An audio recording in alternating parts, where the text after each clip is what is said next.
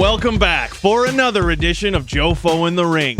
Ladies and gentlemen, I am your host, the Wednesday Night Delight, Kyle, the Spoiler Morin, and as always, alongside Jeremy Prophet. And in the words of the great tag team SCU, that is the worst introduction I have ever gotten in my life. But I digress, Kyle. You know, I appreciate being able to do a little bit of charity work.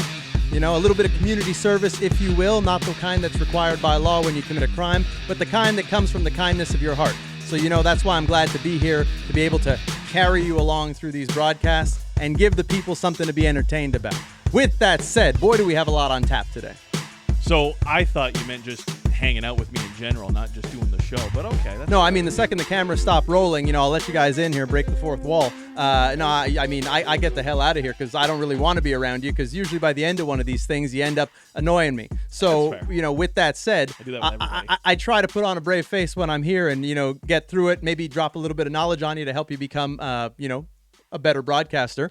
But nonetheless, I think we can both appreciate my presence here and what it brings to the show. And, you know, I'll even go as far as to say that I can at times appreciate your comedy stylings, because you do every so often, you know, bring a chuckle to my heart. You heard that. We got that on tape, right? We got that on tape? Hey, I can't be mean to you all the time. No, I know. Hey, it's the dynamic. At a certain point, it's beating a dead horse, you know. And I also, I do appreciate the fact that, you know, I don't have to wear these glasses anymore. I mean, I wear them for fashion purposes, but now, you know, we changed the lighting in here at my request, and I don't have that glare coming off of your freshly shaved head there. So, you know, my eyesight will last me at least another 20, 30 years before it deteriorates. And with that said, I think maybe we've derailed a little bit off track here. No, but you're right. Looking at me is blinding. All right, so today we got a lot on tap. Like you said, we are going to be talking about our favorite matches for this bad boy right here, the Winged Eagle World Wrestling Federation. Yeah, that's right, WWF. Because let's be honest, like when you look at this, who's the first guy you think of when you look at this belt? Well, for me, that's easy. It would have to be the Hitman Bret Hart. Exactly. You know, he held that belt 5 times. Should have realistically been 6. Unfortunately, other people had other plans in mind, and they decided to screw him. Yep. But with that said, I, for one, can't think of anyone else other than the Hitman Bret Hart, the same person who inspired me to become a professional wrestler. And that championship is one that is synonymous not only with his reigns, but a lot of great matches to go along with it, too. Absolutely. And we're going to be talking about our favorite of these matches. I'm just going to go ahead and jump right in it. So my favorite, well, you know what? Not my favorite, but we're going to start at the bottom. My third favorite match for this belt is actually one of the ones that got me into wrestling. So I'm gonna paint you a little word picture here. I was at the video store and I looked over and I saw this tape on the shelf. Nice orange background, and there was just this big hulking guy with a yellow mustache. So clearly you were in the adult section. Clearly. And then after my dad dragged me out of there, he threw me in the wrestling section, and we rented WrestleMania 5 for Hulk Hogan versus this guy right here, the Macho Man Randy Savage, which... Exactly. I was getting to it. I was going to point to it. Don't worry. So that right there is my third favorite match. I just think the build-up, especially now that I'm older and you go back and you look at it, the storyline, the build-up for it was just fantastic. The match itself on Randy's part was incredible. Hogan was Hogan. He did his Hogan thing, you know, but overall, great match, I find. And that's interesting because, I mean, if we're going to be going from worst to best, again, I'm a big fan of Bret Hart.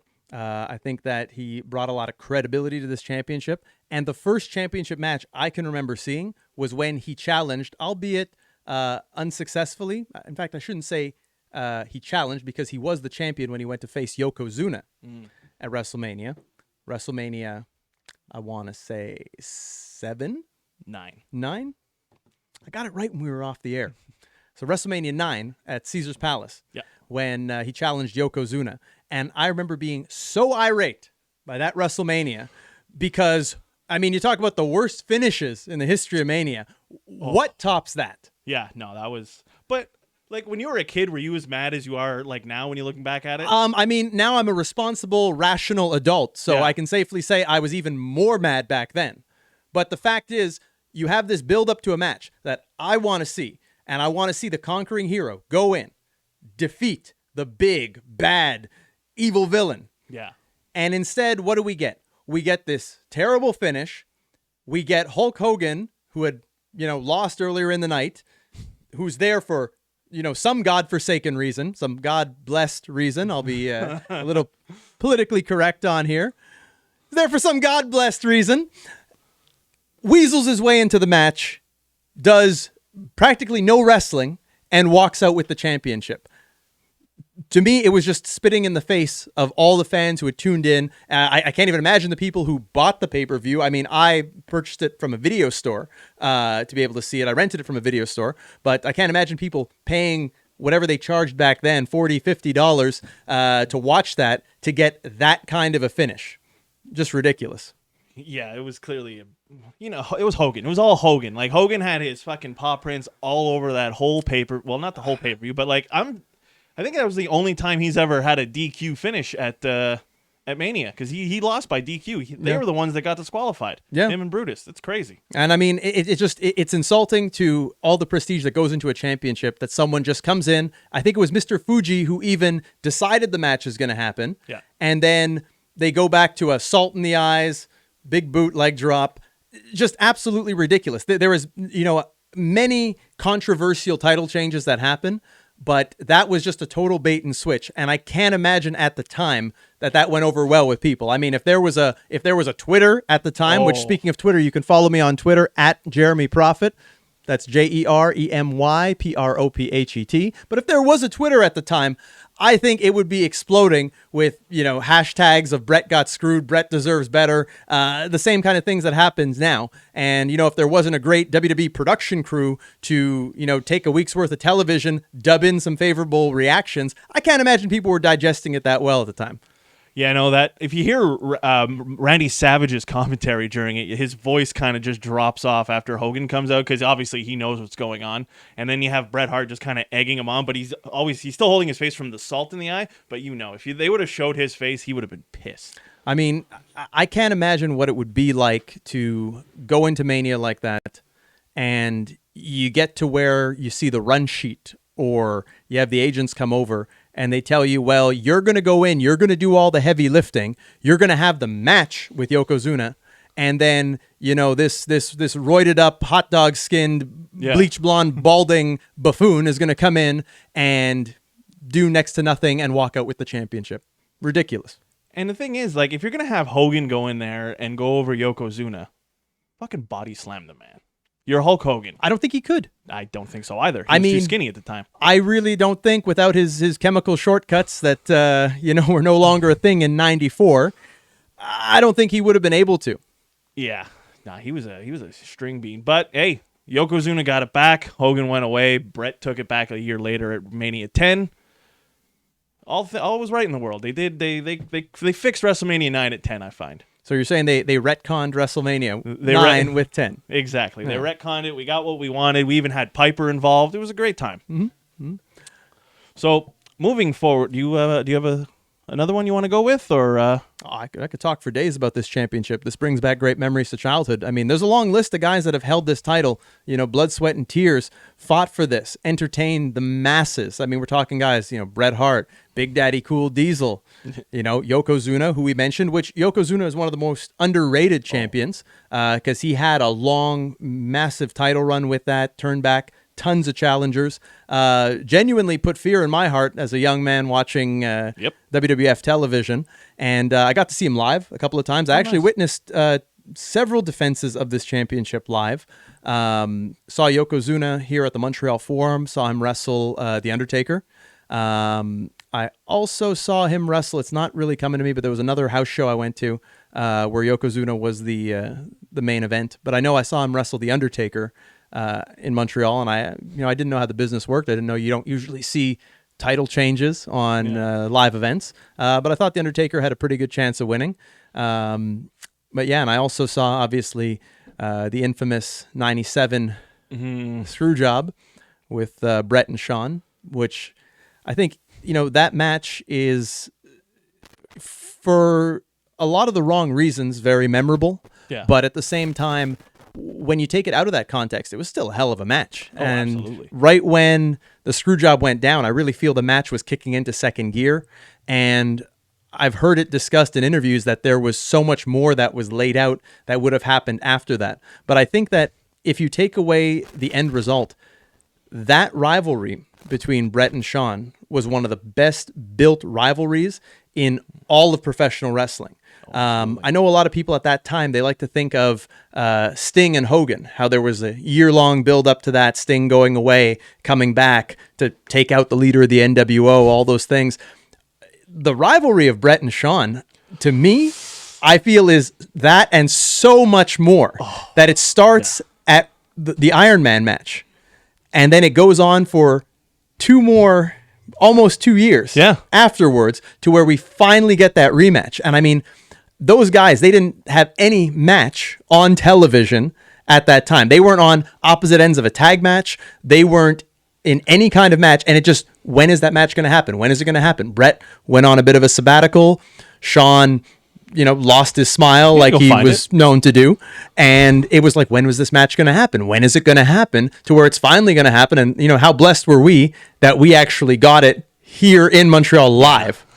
So I think that was incredible. But yeah, the story of it starts with the Iron Man match, which is definitely a match I think we have to discuss for the prestige of this championship, because I had never seen anything like that. Two guys that were going to wrestle for an hour, which that in itself was already wow at the time. But now, knowing what we athletes have to go through, having been in the ring, knowing what kind of cardiovascular conditioning, the kind of shape that you need to be in to go for an hour, and not an hour of chin locks and arm locks, and an hour of wrestling, even what it would take in terms of memory, in terms of physical and mental stamina to do an hour-long match. I've been in some. I've had Iron Man matches. I've wrestled for an hour. I've done it in my career. I'm very proud of it. I could do it again tomorrow, but I mean, I stay in tip-top shape. But for two guys on the roster to go in and do that match, I don't think anyone else at that time, other than those two, could have pulled off that match. I don't think anybody on that roster or in any roster could have been able to do what they did that night.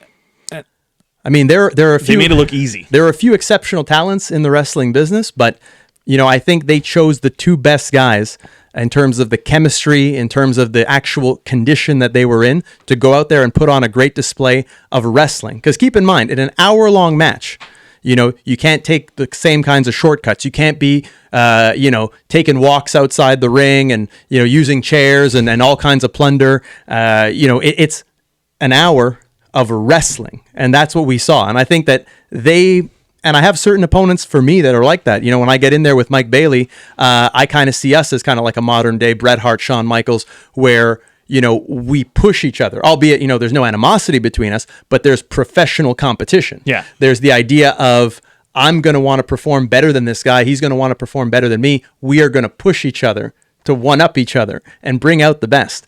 And I think that they had that, Bret and Shawn. It's just a shame that there was so much hostility amongst them. But the match they gave us, I mean, we were blessed to see that. Oh, God, I know. I think my video store made so much money off just me re-renting that tape over and over again, just because I was big on that, and I love the backlot brawl with Piper. And another match on that card that I thought was great was the Diesel Undertaker match, which was it was a good match just because I liked Diesel, I liked Undertaker. They were like two big men that could actually wrestle at the time. Nash kind of, not as fast as The Undertaker, but still good. I was a little different because they weren't necessarily my cup of tea, but I like them when paired up with the right dance partner. Yeah. Like, put any combination of those two with Bret or Shawn, I'm enjoying it. Put, Razor Ramon in the mix, I'm enjoying it. And, that match was pretty underrated. But also the brutality of Piper and Goldust for the time, even though that was pre-taped, I mean, that was shocking. This predates the hardcore title. It predates like a lot of that level of violence being seen on WWF television. Cinematic matches. That's a good point. It doesn't get enough credit for that. Exactly. So speaking of Diesel, my second favorite match, we're going to go to Survivor Series 1995, where Diesel's coming in as the champion facing Bret Hart. Probably one of my favorite matches of all time. Actually, I think this is just under Kurt Angle, Shawn Michaels for me, for favorite match of all time.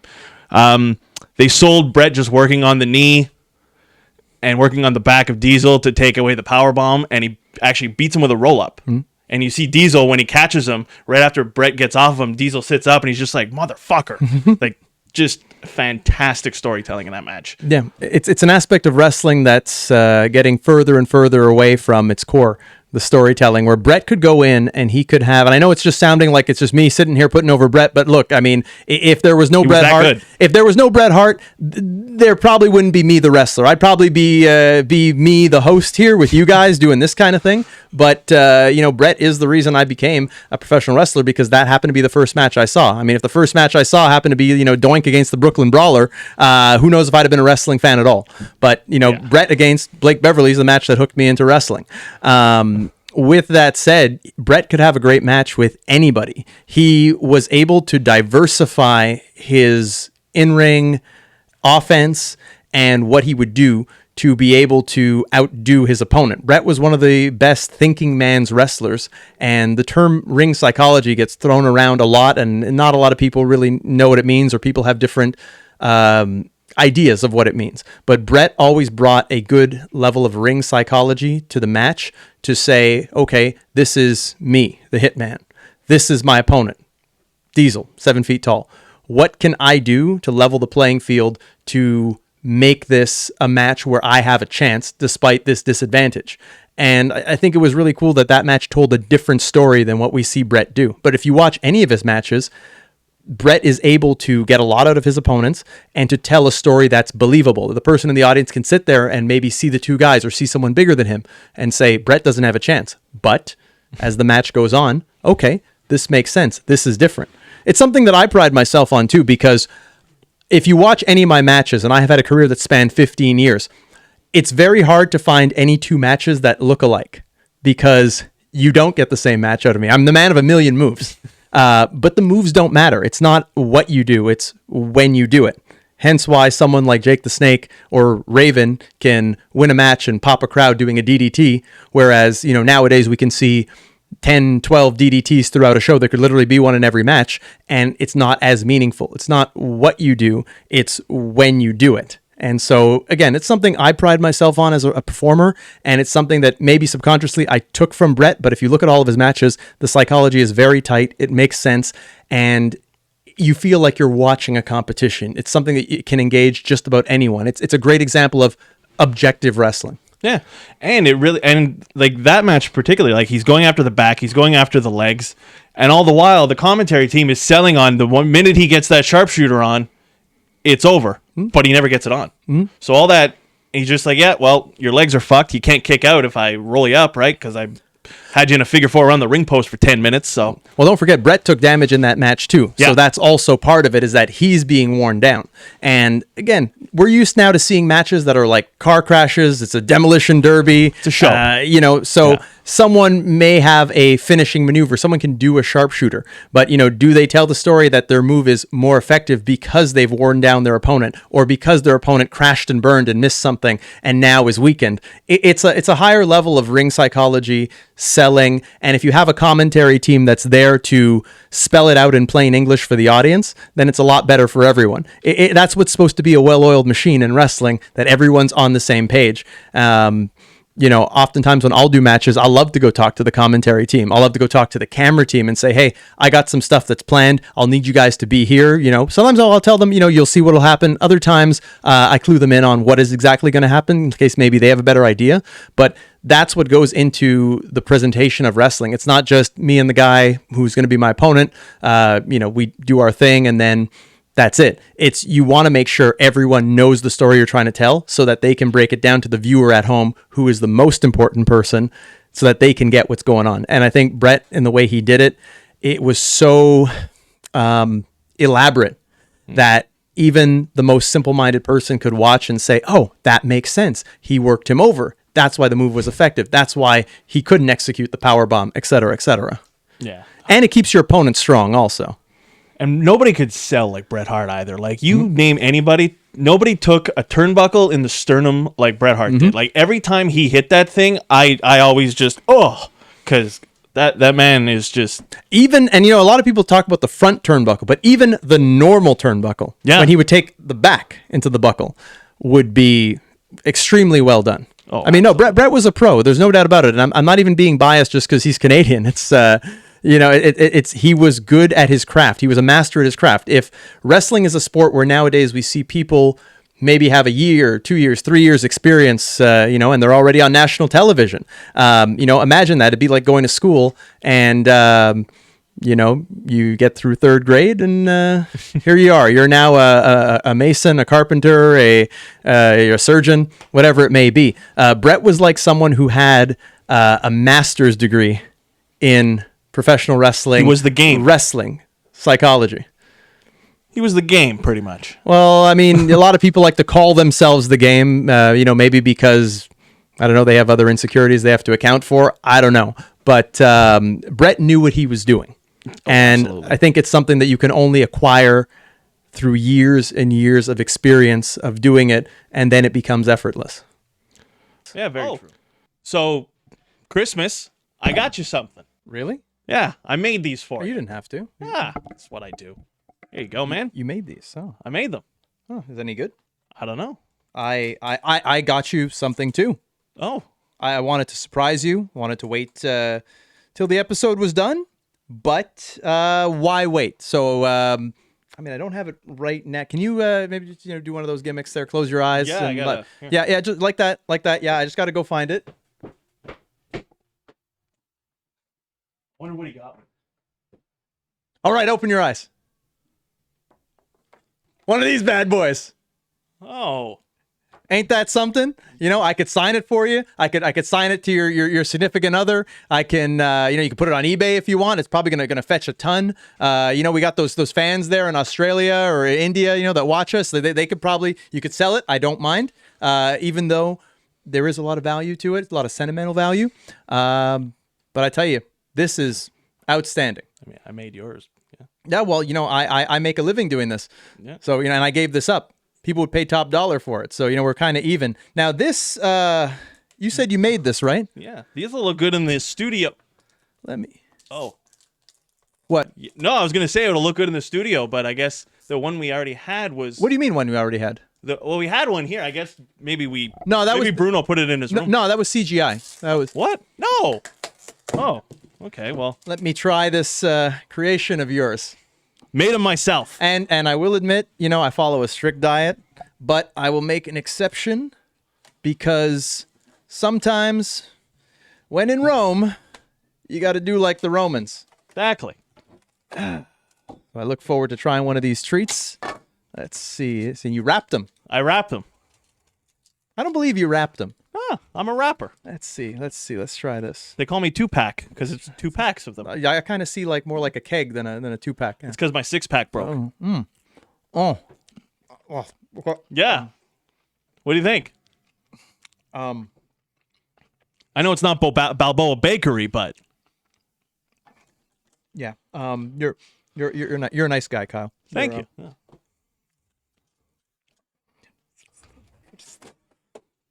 You trying to poison me?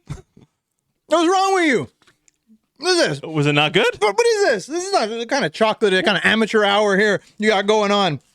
This is like, what is this? They ought to give me one of those vomit bags that they give the people when they watch you do a comedy show. I got to go rinse my mouth. Guys, don't be me. If you are going to get your buddy, your loved one, anybody a gift, and you want it to be baked goods, don't do it yourself. You know what you do? I got you covered. Head over to Balboa Bakery, 102 Saint Jean Baptiste Boulevard, local 52. Tell him Jofo in the Ring sent you. He's the cannoli boss. Go see him. That's all I should need to tell you. Get over there now. I tell you, I'm sorry. Yeah, you better be sorry. I'm sorry. I had to smack you, man. I'm gonna talk to Bruno, and I'm gonna have you like excommunicated out of the Jofo Mafia. Okay? I can't work like this. Tell you, I'm taking my picture back. Belongs here with me. Now y'all got a real one. So yeah, Balboa Bakery, guys. So in moving on, we had named a few of the great champions that held this. We can maybe jump into the future also because there's a long line of other people that held the same belt. Stone Cold Steve Austin, which we talked about off air. Yeah. That he was one of the reasons we don't see this belt anymore. Maybe you'd like to share with our viewers Yeah. what you know about that. So I was Stone Cold, my favorite wrestler of all time. It's okay. Nobody's perfect. Watch. No, I don't mean. I know. I don't mean that. Austin was great. What? Austin was great. So, needless to say, watch a lot of footage on the man. Came across an interview. So this WrestleMania, after he won this from Shawn, he came out with it, and he gave a stunner to Vince, and he had it over his shoulder. So when he went to lift his foot, the wings kind of clipped him in the chin. So the following week, McMahon had the new title, the much rounder one with I guess it was like a dark blue strap at first almost. And he got that, and then slowly phased that out and got the smoking skull.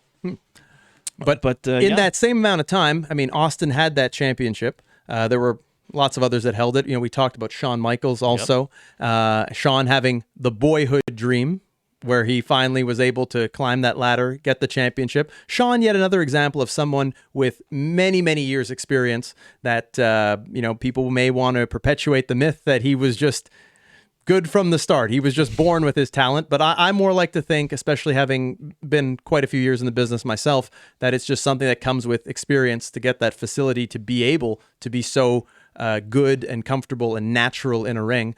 Shawn did a lot of memorable matches. Defended it against the likes of Diesel, Psycho Sid, who also held this championship, and had an outstanding match, I think, with Shawn Michaels, where he captured that championship. I think that was a very interesting and intriguing match for the crowd specifically, and I don't know if you remember watching that, but it was Survivor Series '96 that Sid took the title off of him. It's very possible, but the fact that Sid managed to get the crowd behind him to the point where they even cheered when he attacked Jose Lothario. I think there was also the use of a camera as a foreign object in that match, or an international object. Can we say foreign object in 2020? I don't know, maybe. But the use of a camera, and he managed to capture that championship. I had a chance to be on a lot of shows with Sid, Psycho Sid, Sid Vicious, whatever you want to call him, and he's a great guy. As a wrestler, a lot of people, I think, underrated him, but definitely a presence and a charisma that could not be denied. And I think that if you took Sid in his prime and he were to show up in today's WWE, it'd be putting a lot of people on notice. That same presence and intensity and believability. Psycho Sid, I mean, that name is very apropos for what that man exuded. I mean, he got the crowd to boo Hulk Hogan in 1992 when Hogan grabbed him and wouldn't let him win, and they were best friends back when he was Sid Justice. Who else can you say, aside from maybe the Ultimate Warrior? Even then, they didn't really boo Hogan yet. Nobody was booing Hogan. He got them to do it. Again, it's tough to say because we don't know how much of that footage was doctored where they could pipe in reactions. Yeah. So, I mean, now we've become a lot smarter as fans and knowing the industry, entertainment industry. They had good controls on a lot of those things. And now we see whenever someone's on top for too long, there's an organic backlash that happens. But yeah, that was one of the first moments where Hogan was booed. And Sid just had an intangible something special about him. Oh, yeah. Undeniable. I mean, even to this day, like my mother, who is not really much of a wrestling fan, she still remembers Psycho Sid. So it's something where, you had these larger than life characters that got through to the common person who may just be flipping through channels and, oh, hey, what's this? This is different. This is interesting. And I think Sid had that, as did your favorite, Stone Cold Steve Austin, who had many wars to get this. And again, a huge career behind him. His I don't want to say failures, but we all know WCW mishandled Steve Austin, didn't recognize the talent and how valuable he was at the time. And then they took a chance on him, brought him in, and then he had to climb his way up. But having all those years of experience behind him, he was able to overcome even a career debilitating injury, and managed to achieve levels of popularity that not many in the business envisioned for him. But he believed in himself, he bet on himself, and he was able to do it. And definitely a well-deserving champion at the time, and he had quite a few more reigns after that. But since we're talking just about this championship, there's a few more, notable mentions that we could mention there. But one of the things I'm noticing in us talking about this is that they definitely had a lot longer title reigns back then than now. Absolutely. which was good. I find that makes it more. It legitimizes the champion as a like. I always praise Bayley for her work this year, just because her title run actually meant something over the summer. Like when she lost it, and I don't think she should have lost it to Sasha. I think they should have kept it on Bayley to get Bianca Belair over, but we'll talk about that on another episode. I just think the longer the title reign, the more it legitimizes the title, the more it legitimizes the champion, and it makes you care when they lose it. Mm-hmm. Like nowadays, if you lose it every week, who cares? Yeah, it's always been a thing, and I think that there's this negative mentality in wrestling of losing can still be winning. And I remember we talked about it a little bit off the air where we had done the circle of debate, and they had said how they feel that, Big E could stand to gain a lot through challenging Roman Reigns and losing, because sometimes losing is winning. I more feel that those who have succeeded in spite of losing are the exceptions to the rule, because in any other sport, losing is losing. Plain and simple. Yeah. If you look at champions and the credibility of a champion, the most credible champions in the UFC are ones who won the championship and defended it constantly, had these long, long title reigns. People like Anderson Silva, who Anderson Silva has now become, more of a parody of himself, a shell of himself, going out, trying to ankle pick a referee after getting knocked out by a 10th ranked fighter. Yeah. But he's still remembered for having had so many consecutive defenses. Georges St-Pierre, many consider him the greatest of all time. I would consider him the greatest of all time because George fought anyone and everyone, defeated many opponents, neutralized them, beat some of them at their own games, and was able to impose his will, able to do what he wanted when he stepped in there. But he won a lot of fights. Now, he lost some fights, but he won and defended his championship practically more than anyone. So winning is always winning. And I think it's great that back then, dominant champions were established, and we didn't have this, we're going to juggle the belt here and there to tell this little story and have this hiccup on this person's record. We're gonna make a title change just because our ratings are down a little. And it's like, no, it's like, tell better stories, and you won't have to worry about having to make a hot shot title decision, and you can actually build the credibility behind this challenger so that you can actually sell a pay-per-view with him putting the title on the line against the top challenger. That's why winning will always be winning. You need a challenger that has wins and credibility behind him, and a champion that answered every challenge and has credibility. Again, we're living in a different era. That's why this championship and the sacredcy of it's kind of lost amongst the history. It's a relic of the past, because nowadays just about anyone can be champion. They can make them and they can break them. They hold the brass ring, they dangle it, and they give it to you, or they take it away. Plain and simple. Yeah, I know. It's almost like they need to write for the title as if it was its own character. You know what I mean? Like, just like I need this person to go after this belt, and here's why. They don't do that anymore. It's like, why are you going for the belt? Oh, it's because I want it. But why do you want it? They don't. Well, it's touchy, because I'm a firm believer that championship ascension should be organic. Now, in this day and age, we don't have fans that are there. So we're only going off of what the office thinks. Yeah. I don't ever think that someone should be handpicked and they say this person has X or Y intangibles, so now we're going to strap a rocket to them and we're gonna pretty much have them beat everybody and then give them the belt. I think it should be a fight amongst everyone. Who can get the most reaction? Who can, get the most visibility? And they can listen to the people and let the people decide who should be the next challenger. Plain and simple. It's almost like there's a mentality of we want to be the ones to handpick and choose someone to then give them this championship so we can say we did it, when realistically it should be the people doing it. And when ratings were at stake, competition was right at their doorstep, Monday Night Wars, they would listen to the people. As soon as it's over, it's back to doing what they want. Why was it someone like, and maybe we're getting a bit off of the scope of the discussion here, but why was it that someone like Rob Van Dam, who I'm a very big fan of, that Rob Van Dam could come into a company that has already established a Stone Cold, The Rock, Chris Jericho, all these top guys, and suddenly whole arenas are chanting RVD. I remember the first SmackDown taping that ever came here to Montreal. I don't know if you were there. Our man behind the scenes, Bruno, he may have been there. I may have even gone to that show with you. It's possible.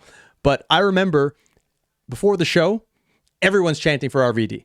He was the most over thing in 2001, most over thing in the company. Didn't even get a whiff of the championship. Didn't even get a title match main event program, if I'm not mistaken. And I'm sure the lovely people out there in Twitterland who should be following me at Jeremy Prophet will correct me if I'm wrong. It's right there. But, he didn't even get a shot until 2002 during the Triple H world title reign. Yeah, no, Shawn gave it to him. Shawn gave it to him before Shawn Triple Michaels. Yeah, because Shawn had the title. H when he won it at the Elimination Chamber. Yeah. And so look how long they took to pull the trigger on him there when he was more over. And I mean, how many people He would in have wrestling, blown up in 2002. how many people can say that at the peak of wrestling's popularity, they were more over than Stone Cold, The Rock, Jericho, Kurt Angle, Undertaker, Kane, all these guys? Believe me, I saw it. Yeah. I heard it. I'd hear it on TV every week. And they didn't act on it. They didn't strike while the iron was hot. No, they fucked it up. Like, how many other times have they done that? Like, Well, many times, but it's to say that if there was competition, yeah. they would have gone with it, which is good because it would have made the other guys work harder, make the other guys bring a little bit more venom in their promos, make the other guys bring a little more violence in the ring, etc. Find out what is this guy doing to connect with the fans, which ultimately that's more important than all of that. Someone can connect with the fans. Yeah, absolutely. I mean, RVD had everything. He had a great look.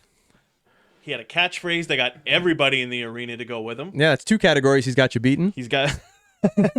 We're still working on the catchphrase. He had that. He could wrestle. He could talk. He was hilarious. Man got great matches out of all of his opponents, too. Yeah. And he was so different and refreshing for WWE, but they didn't capitalize on it. Another guy who could sell his ass off, too. Yeah. Like, when RVD got beat up, you were like, oh, my God, he's getting the shit beat out of him. He was a great babyface because that's what a babyface is supposed to be able to do, is to take a beating and then to bring it. And he could bring it against anybody. It's really a shame. And that was the first time that I saw, like, this is not right. This is someone who should be positioned higher. And because the person who underlines the name and makes the decision as to who wins and who loses doesn't want to get behind them for whatever the reason may be, us as fans have to lose out by not getting what we want. Yeah. It's a damn shame, but what can you do? All right. So last but not least, see this one, I'm kind of torn between the two because I have two in mind and I can't just pick one. So I'm just going to name them both and we can go from there. Bret Hart versus The Undertaker, SummerSlam 1997, where he wins it for the 5th time. Great match with Shawn Michaels as the ref. WrestleMania 8, Ric Flair versus the Macho Man. Which, with the story leading into it, how Ric Flair had a fling with Elizabeth. He had pictures that they released in the WWF magazine after the match because I remember during the pay-per-view, Flair said he was going to put it on the Jumbotron. He was going to look over at the brain on commentary to cue him to put pictures of Elizabeth on the Jumbotron to fuck over the Macho Man. Which was hilarious because everybody knew at that point, you don't talk about Elizabeth when the Macho Man... You don't talk about Elizabeth at all, regardless if Macho's there or not. And Flair, being Flair, oh, I didn't just talk to her. I got pictures with her. It was amazing. You never saw the Macho Man get rattled like that. Obviously, you always saw him intense and, I'm going to kill you, brother. But you never saw him like, you motherfucker. Like, Well, he was also dealing with a lot at that time with Elizabeth, too. Yeah. And, we've all heard the stories. I've heard stories from his brother, from Lanny Poffo himself, who, I'm still trying to make amends with, like I said, and that, maybe Lanny and I will never see eye to eye, but I still think he's a good guy. But, he even said it many times that, Randy would make sure that, Liz was under lock and key. I've heard it from a lot of people. And so I definitely think that would have been a button to push with Randy that may have taken him to a place of anger that goes beyond just what's conveyed on television, if you will. So yeah, I could see that being a Dusty Rhodes there. Yeah, it was a little nod to Dusty. I worked with Dusty a little bit at FCW in Florida. He thought very favorably of my promo skills. So I do like the American Dream.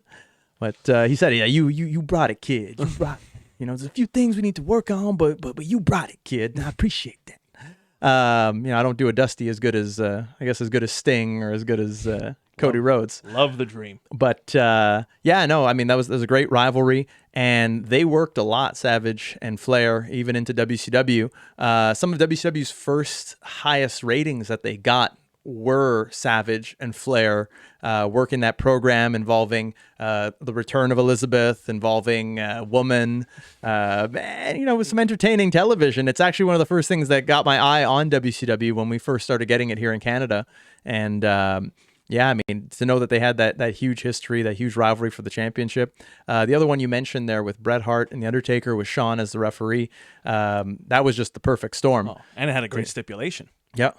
If Bret lost, he couldn't wrestle in the United States. If Shawn screwed Bret, he also wouldn't be allowed to wrestle in the United States. And I think it was a good catalyst to get to Bret and Shawn, because Shawn, despite being a heel, still had issues with Bret, who was a heel.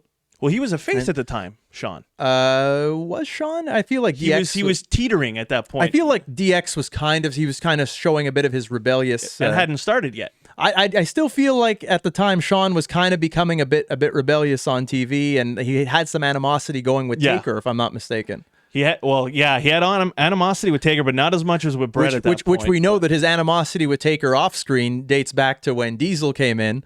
You know, when he had called him Carrot Top, and he needed Nash to protect him. I mean, you can go online and see a million shoot interviews with Nash talking about that his on-screen enforcer role with Shawn was also an off-screen enforcer. Yeah. So that's the thing, though. You think that Shawn would have been able to get away with that, having more of being more seniority than The Undertaker at that point, right? Well, yeah, but I mean, what is seniority in wrestling, really? I mean, what is seniority out in the streets? It's like, okay, there are a lot of people who've been wrestling longer than me. It doesn't mean that, you know, I'm going to let them push my buttons when I could beat the brakes off of them, you know, on my worst day.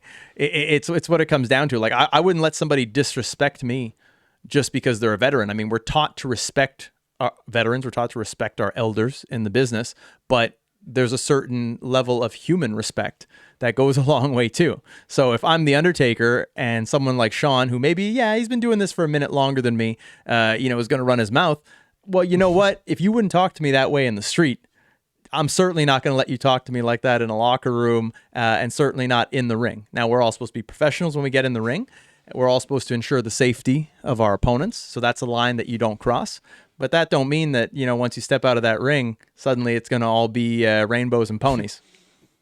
And I'm glad we got that confirmation from Undertaker that he did wrap his hands and go sit at Gorilla. Can you imagine if Shawn, and this counts because it was for the title. Yep. It was for that title specifically. Can you imagine if Shawn actually would have just decided, no, I'm not doing it, and tried to leave? I mean, at that time, I don't think anything Shawn would have done would have been surprising. Yeah. So as much as a lot of people look at that and say, and obviously, you know, we're sitting in the comfort of our homes, we're you know, young kids at the time, but to look at that situation and say, yeah, there's no way Shawn would have ever done that. He wouldn't have, you know, walked out or tried to change the finish, that kind of thing. I think the more I hear about it, there's nothing that would be surprising when it came to Shawn. He did walk out of the press conference that they had. And they had an outdoor event also. I think Shawn got hit by a bottle, or was it a battery? Yeah. And he decided to you know, lose his smile there again. Yeah. So, I mean, I think that Shawn, but I'll say this. I mean, maybe it sounds like I'm being hard on Shawn, but I think that wrestling needs a lot of these volatile characters. Yeah. You know, it's become too sanitized, too watered down. You need guys that are gonna, you know, at least give the illusion that they're not just a corporate puppet who's going to do what they're told. And, you know, if more guys would stand up and have that backbone and not be worried about whatever it may be, their financial security, their position that they've worked hard to achieve. I don't know. I think that if wrestling had more of these characters that can convey that, almost like a Brian Pillman, who everyone thought was a loose cannon, but really he was just really good at getting people to believe, which is our job as wrestlers, is to make people believe. At the base of it, it's not to go out there and do wrestling and do matches. It's to make people believe in what we're doing to the point where they will pay money to want to see it. Yeah. And I mean, look, I can watch a lot of things, but if I don't believe in it, look, if I don't like and believe in, let's say, a show like Game of Thrones, I'm not shelling out the money to get HBO. So, in wrestling, it's kind of the same way where as a performer, you want people to believe in what you're doing. You want to create that aura, that mystique. And Shawn, to a T, conveyed that rebellious, degenerate, no one's gonna tell me what to do. And maybe he took it a little too far. But the business was better when there were characters like this who knew how to convey that. And if you could work the locker room and make the guys believe that you weren't going to do business, man, that's a good worker. 97 Shawn Michaels. Just, if we could have, obviously he went away and came back, but that Shawn Michaels was my favorite, I find. He was just... Yeah, but how many times did he wrestle in 97? Yeah, well, you know what? We'll stretch it out. 96 to 97 Shawn Michaels, great. He had the title match with Mankind at, I forget the name of Mind it. Games. Mind Games, that's it, yes. He had the Diesel match, too, with him. Better friends than better enemies than friends. Good friends, better enemies. Yes. I believe is what you're looking for. Great match, and he got the power bomb through the. McMahon lost it. Yeah, no, Shawn Michaels could sell his fucking ass off and rile up anybody. They were WWF was lucky at the time they had Bret and Shawn, that they had these two, the two best wrestlers in the world at the time were both under their banner, and it's a shame that Shawn got hurt. And decided to stay hurt for a long time, and that Bret, they ended up losing him. It's even a bigger shame that WCW squandered Bret when they could have brought him in as this conquering hero, this man who was wronged, and instead he ends up going right into the hands of Hogan, who wronged him way back, like we said at the top of this show, when they had that match with Yokozuna, and Hogan politicked his way in there. And for those of you feeling like maybe I'm being a little hard on Hogan, I mean, look, I've met Hulk Hogan. We talked for a bit, and yeah, I am being hard on Hogan because this is all true. This is stuff that he did, and the business could have been better if Bret had been allowed. One, we should have had a Bret Hulk Hogan match. Yeah. At some point. You talk about biggest matches that didn't happen for this championship. Bret and Hogan could have been massive, and that could have been a great passing of the torch to help boom the business into another stratosphere. Unfortunately, we never got that, and we never really got Bret and Hogan. It actually kind of happened on a Nitro one time, and I think it happened on a few house shows. But Hogan just seemed to always keep Bret under his thumb, putting him in the NWO. Why the hell would he have been in the NWO? Yeah. He should have been the guy teaming to partner with up. Hogan. Teaming with Hogan when he should have been teaming with Sting, and they could have been the guys to bring down the NWO. It didn't make any sense, and then he found himself in this perpetual purgatory of booking. I've heard Eric Bischoff talk about it and say, Bret wasn't fit to work. Bret was showing up late. Bret was, and whether that's true or not, it's nonetheless, as a good friend podcast of ours likes to say, you got to give the people what they want. And tons of people, that was for you guys, tons of people were tuning in to see Bret.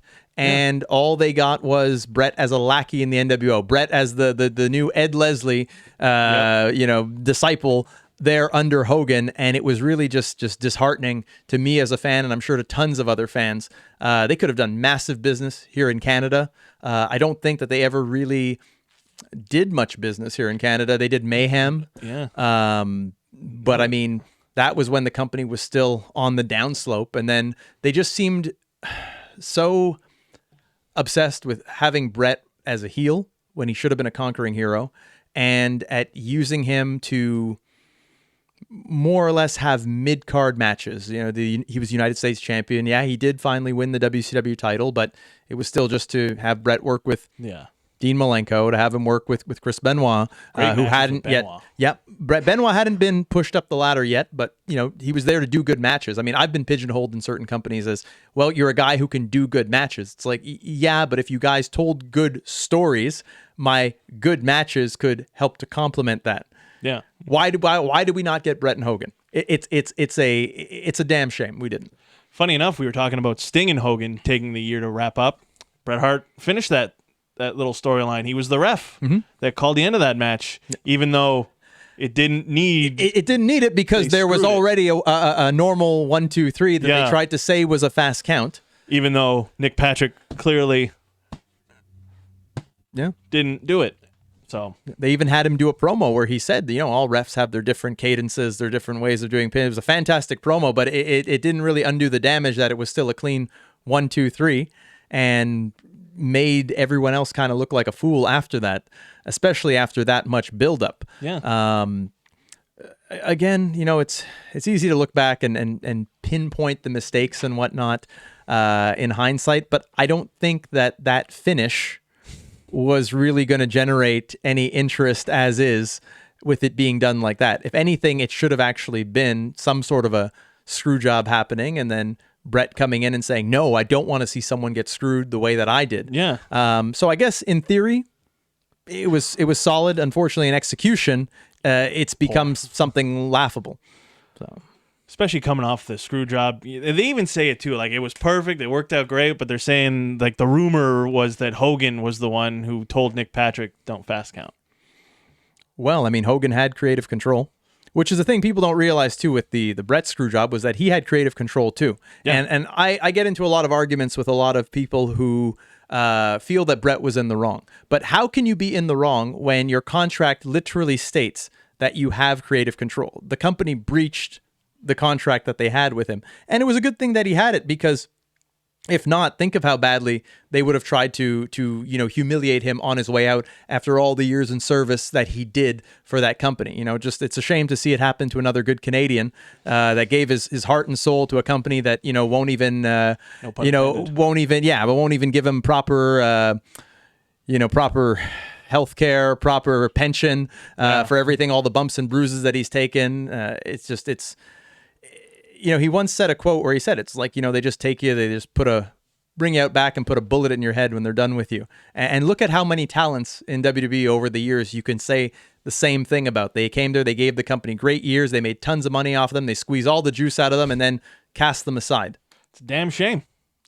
So, overall, your favorite match for this belt? I couldn't pick one for me. I mean, there's so many. I'd have to go back to the Iron Man match. Yeah. I'd say that's as good as it gets. Nothing more memorable than that. They set a new standard for that title. And even the subsequent Iron Man matches that have happened afterwards, I don't feel ever reached the level of awe and just the sheer display of technical athleticism.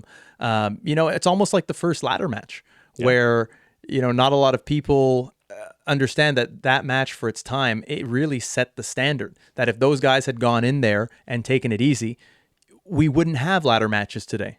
Yeah. The Iron Man match showed that, here are two guys who are cut above the rest of the locker room and they could deliver. And, it's why we don't see a lot of a lot of Iron Man matches now, is because not a lot of guys have the conditioning, the gas tank, and the mental creativity to keep an audience stimulated, let alone keeping a television audience tuned in. Especially this generation, where everything has to be over in 30 seconds because you get bored quick. Well, I mean, again, there's a way to do it where you can put on a performance that keeps the viewer engaged. I've talked to guys, I'm not going to name names. I usually like to name names, but I'm not going to name names. But I've talked to guys who are, working for major companies. And they say that, their idea is we got to go out there and just make sure people don't want to change the channel. And I kind of think that if everyone could have that mindset and know, here is the fan sitting at home that wants to be entertained, that has moved around their day and rearranged their lives to tune into your show. Then you have the casual fan who knows nothing about your show. Your match needs to be something that will engage both of them and keep them engaged. Yeah. Again, it comes down to the simple principle of you got to give the people what they want. That's twice. Y'all ought to be giving me royalties. you got to. How many people sit there as performers and say, you know what? Who are the people watching this? Who comes to see me at a show? Who is watching on TV? Who's ordering this pay-per-view? It's a hardworking person who maybe they have to sacrifice a lot of things in their lives just to scrape together the money to be able to see this event. Yeah. So why cheat that person out of what they want to see. Why not give the people what they want? Think about that. Think about anything you go to see. You go to see a show of any kind, a concert even. Maybe there's one song that you want to hear. That's the main thing you want to hear. If you don't get that, you're not going to feel like you got your money's worth. Yeah. I think if everyone would go out there, perform like they make their living doing this, but also perform in a way that I want to make sure no matter who's watching is glued to their set and doesn't change the channel, it'd be a much better business. I think there's too many people wrestle for themselves, and that's a big problem. And there you have it, folks. And that's straight from the mouth of the prophet. The anointed one himself. So, as an honorable mention, we talked a lot about Bret. I feel like this whole episode was just Bret versus Shawn, and I'm not steering away from it. The 92 Survivor Series, Bret versus Shawn for the belt. Great match. Watched it recently. Actually, overall, great pay-per-view. You had Macho Man and Mr. Perfect, supposed to be the Warrior, but you know what happened there. Warrior's going to be Warrior. Versus Razor Ramon and Ric Flair. They actually had to bring back Kurt Hennig, unretire him, turn him babyface, and put him in there with the Macho Man. Great pay-per-view. I highly recommend. If you haven't checked it out, go check it out on the network. $9.99, cheap plug. Great match. Do you have any honorable mentions for you? I mean, I don't know. I kind of thought that maybe we could take it in a different direction and maybe talk about maybe the worst person to hold this championship. I mean, we can. We definitely can. I mean, it's a subjective thing, but so is saying the best. And I don't really have a name that comes to mind right now, but I'm thinking through the title history. I think that'll be a good episode. Of the worst. Yeah. I think. Teaser? No, I mean, I think. I can give you a name if you want a name for the worst person to hold this title. Bob Backlund. What did he do with it? I mean, I think of Bob Backlund with his title reign, but how can I put it? It wasn't Bob Backlund from back then. It was the one that Diesel squashed in 3 seconds. I can still appreciate you're talking to a person, and the people in comment land are going to be like, oh, we were liking this guy till he said it. But you're talking to a person who also can appreciate the shock value in like a David Arquette winning the WCW title. Yeah. Now, and now they're going to freak out. Oh my God, he's comparing Bob Backlund to David Arquette. This guy doesn't know what he's talking about. All right, maybe I don't, but I do. The fact is that you need to have some shock and some upset and those kinds of things. And there's nothing wrong with a transitional champion. Yeah. I think that it was more of a reward for Bob's years of good service, for Bob's ability to reinvent himself. And again, I'll have to go back to my litmus test when it comes to these things, which is my mother, that for some reason to this day still remembers Bob Backlund. Not for Bob Backlund when he was putting on, great athletic clinics of matches, but Bob Backlund crazy putting people in the crossface chicken wing. Yeah, well, that's the thing. He sold that move, too. That was a great move. He managed to reinvent himself, and I think more than anything, his championship run was a reward for all of his years of good service. And in the way that he lost it, I mean, how many other guys would you have wanted to see in that position? Like, take any other heel that could have been a transition champion. Who else would it have been to go and do that job to Diesel that same way Madison Square Garden? You know what? I wouldn't have minded Owen at that point. You really think that Owen would have deserved to lose that way? No, I think because I think Owen and Nash could have had a great match together, an outstanding match. But no matter who was going to win that, I really feel they were just being set up to get that pop for Diesel with the big boot, the jackknife, the old PCO as we call it, because they had a bit of rivalry. They had a rivalry. If for those who know, they know. But long story short, that when they were going to have their match in Montreal, PCO said that he was told to finish like a month in advance, and that it was just Nash saying, "Hey, it's going to be me and you, and it's going to be the big boot, the jackknife, 1, 2, 3." A month in advance in Montreal. So all that to say, I mean, I can't think of who else it would have been at the time to get that win and transition it to Diesel like that. Yeah, there wasn't really many top baby heels at that point. It's easy to pick on Backlund in that way and say like, oh, he was the worst champ. But well, I just mean in terms of what he did with the title at that point. Like, he didn't. It's kind of like he won it, and then a couple months later he lost it. He didn't really do much. Again, I still don't see who else. Like, I can't picture it being the British Bulldog. I can't picture it being, any of the other bad guys they had at the time. I don't know if they would have wanted to heat up King Kong Bundy again, or if they would have wanted to back to Yoko. I mean, Yoko ain't going to lose like that. Maybe we talked about the failure of, and I may have been getting the years wrong, but we talked about the failures of King Mabel, who did, if I'm not mistaken, lose to Diesel at one point just as quickly in a match. But again, I don't think that for other reasons he would have been good in that position, getting the title from Bret Hart in the submission. It was a submission match, if I'm not mistaken, right? Yeah, Owen threw in the towel. The towel, for Martha. I just think overall it wouldn't have worked like that. For me to say worst champion, like I would have to go, way, way back. I mean, does Andre's run even count? Nope. I mean, there's a lot of people who like to revise wrestling and live revisionist history and say, Andre, or say that DiBiase purchased the belt for him, so he counts. I think there's a bit of a gray area there, but looking back at it, like a lot of the champions were solid. We go back to for this belt especially. Yeah, the champions they were first class. It's like you had to work your way up to be champion. You had to have the kind of heat that makes people pay a ticket to want to see you lose your championship. I kind of call it like the John Jones heat, like John Jones in the UFC. I think more people want to see him lose than see him win because he's been undefeated for so long and has held this championship and has done a lot of questionable things outside of the octagon. Yeah. But the people keep paying to watch his fights. I think that it's just their criteria for choosing champions was a lot more solid than it is now, where pretty much anyone on the roster could be a champion. Anyone on the roster could be opening match. And if you don't believe me, I mean, feel free to give me an exception. But other than maybe Brock Lesnar, there's nobody in WWE that you couldn't just as easily have as a guy in the first match or have in main events. They make them, they break them. I'll say it every time I'm on here because it's a proven fact. The days of, the Bret Harts, the Shawn Michaels, the guys who are always going to be held in that upper echelon, those are days gone by. Those are relics of a bygone era.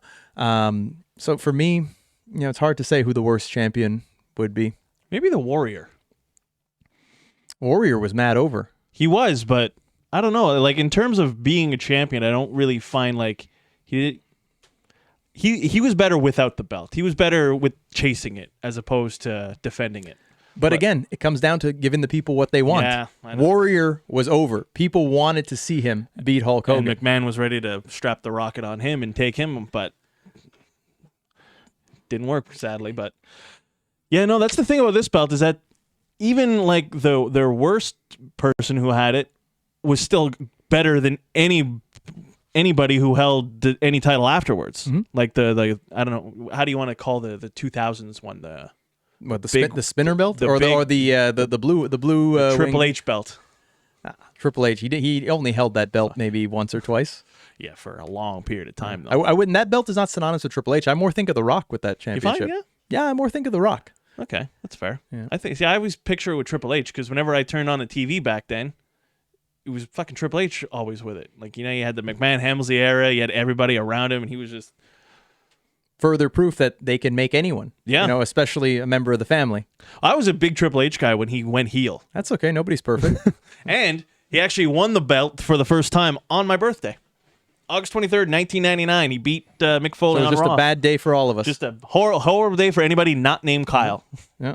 Great day for me, anyways. Yeah. A bad day for birth control.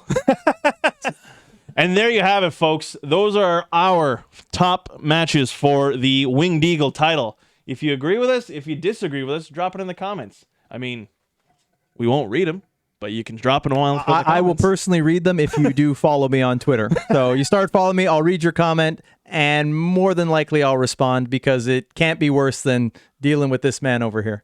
Oh, it can get worse, trust me. And there you have it, folks. That is another one in the books for you. And Jeremy, in closing, do you have anything? Well, you ran out of material already? Oh, I'm never done. In closing, I'd just like to say that it was nice to get to, relive an era where where championships in general meant something. And, as a champion, a man who holds 3 championships right now, I can tell you that it's a big responsibility. And maybe that's something we didn't get to talk about enough. But, it's not just fun and games and, getting to parade around and have a belt. There's a lot of responsibility that goes along with it. And anytime you are champion, you got to make the most of it because you never know when that run's going to come to an end. So I think that all the people who've held it, regardless of what we think of them and what you guys out there in Twitter land, YouTube land might think of it, these are all people that worked their ass off and did their best to entertain us, love them or hate them. So I, for one, would just want to take the moment to say that, we're fortunate that we had such quality performances and such great champions. And here's to the wrestling business having many more for years to come. And with that, ladies and gentlemen, and remember, wrestling is life. What'd you think of the old IC belt? Why are you still talking to me? We're done. Isn't that the end? Jeez. What, I don't think you think I'm your friend? What are you laughing for?